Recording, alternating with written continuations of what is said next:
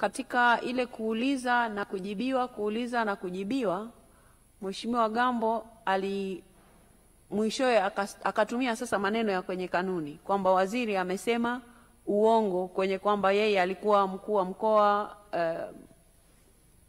sio alikuwa mkuu wa mkoa, kwamba mradi ulianza yeye akiwa mkuu wa mkoa 2019.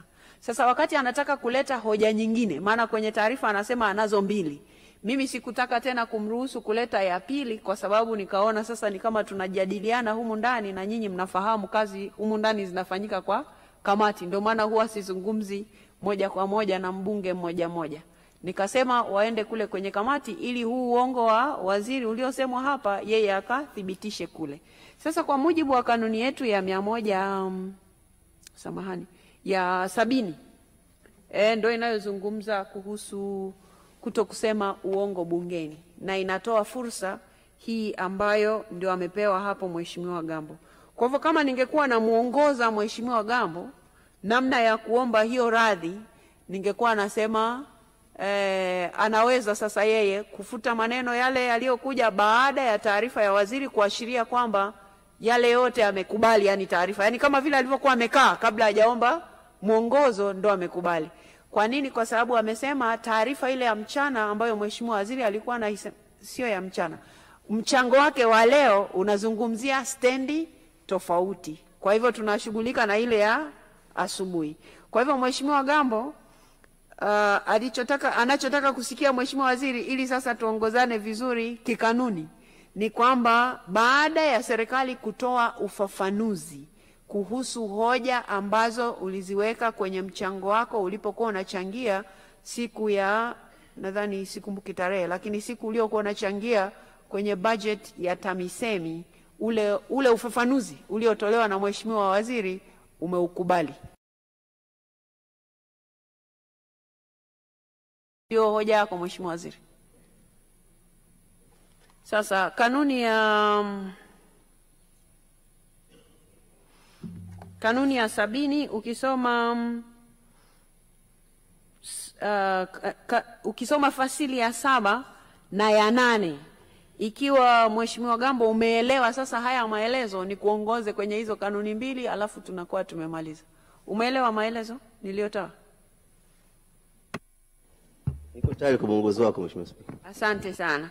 Waheshimiwa wabunge, sasa hii kanuni inataka maneno yafutwe kwenye taarifa rasmi za bunge. Kwa hiyo mbunge ni kwamba anapaswa kufuta kauli yake. Kwa hivyo yeye ameomba radhi na amefuta. Kwa hiyo wewe futa haya maneno baada ya ule ufafanuzi niliotoa mimi baada ya taarifa ya waziri, alafu omba radhi, tunatoka hapa. Withdraw na naomba radhi. Sema nafuta badala ya neno na withdraw. Napendaga Kiswahili. Nimefuta. Asante sana.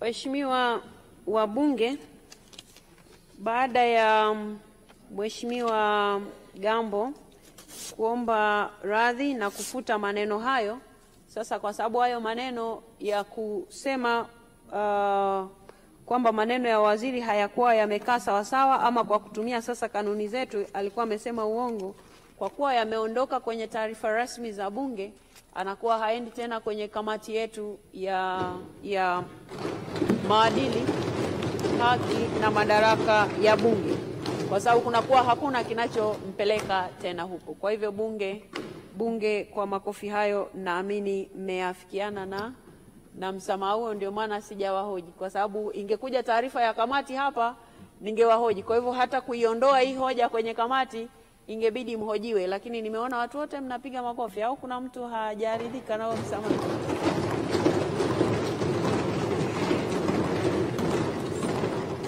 Sawa, sasa ili kanuni zetu zikae sawa, watu wasije wakaja kunikamata siku nyingine, basi wacha niwahoji nikiwa nimesimama. Waheshimiwa wabunge wanaoafiki hoja hii kuondolewa kwenye kamati yetu ya maadili, haki na madaraka ya bunge waseme ndio. Ndio. Wasioafiki waseme sio. Basi imeondolewa rasmi.